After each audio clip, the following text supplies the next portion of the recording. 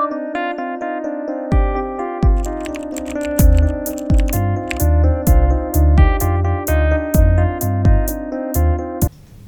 viewers, welcome to Sosin classes.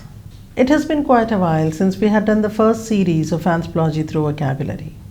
In this particular series, the second one, Anthropology through Vocabulary, I am going to focus on several contemporary and currently discussed topics and concepts in the field of anthropology.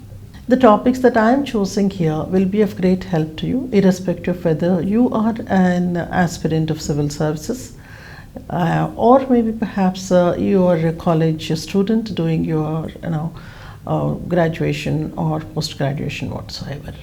The idea is that these contemporary terms, how they have revolutionized the discipline of anthropology and how they can be put to application in various contemporary issues.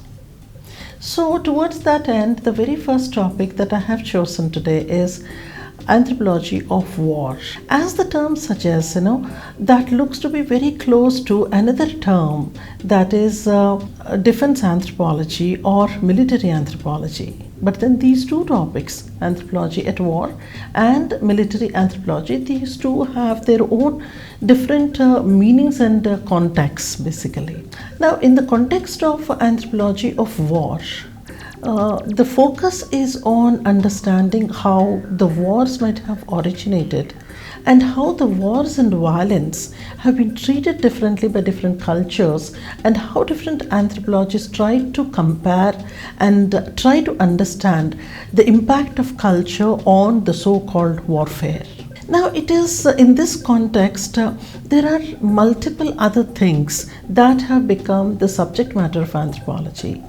Now, in the study of Anthropology of War, the focus has been on studying two different societies or communities that have a violent disposition in dealing with one another. Elsewhere in anthropology, we find different other violence interactions, interconnections between people, like homicides or maybe genocides or political control.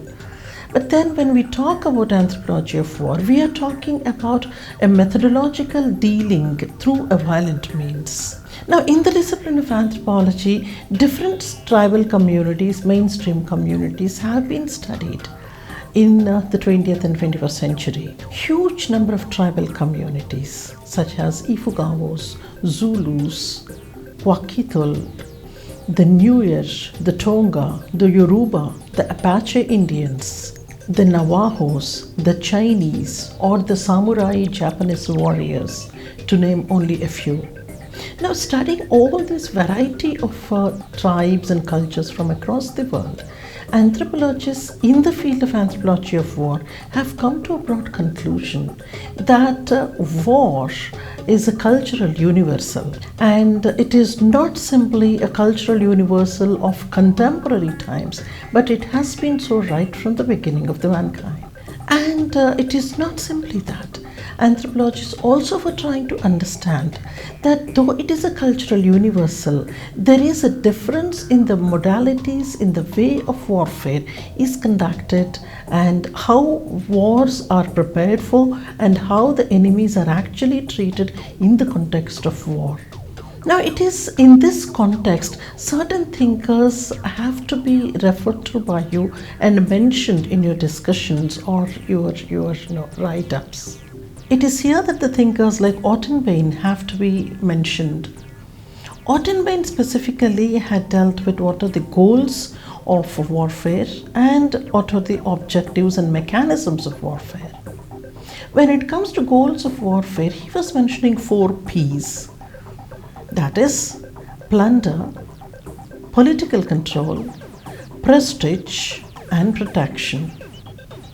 And here, protection in the sense is actual indulgence in the act of war. Now, when somebody is going for actual indulgence in the violent action in the war, it may be for various reasons. Plunder could be one, or political control could be one.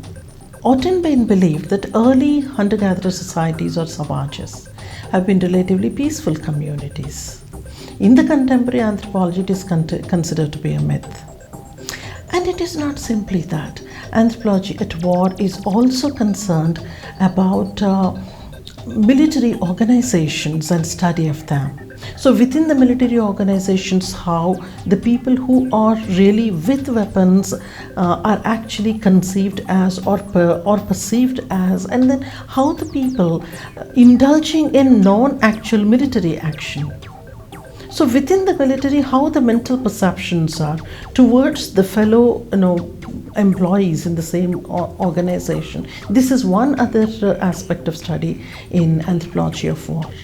To name a few other topics that actually have been a part of the study of this particular topic are like, the relation between war and peace and how anthropology conceives this.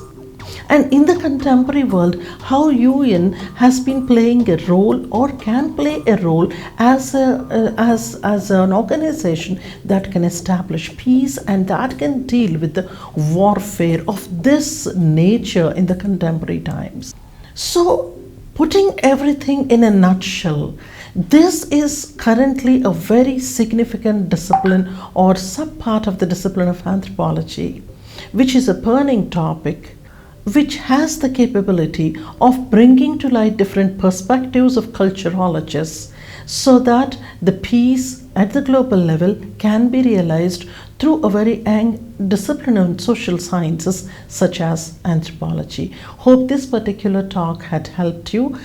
Stay tuned for other interesting topics in anthropology through vocabulary, and thank you so much. Have a good time.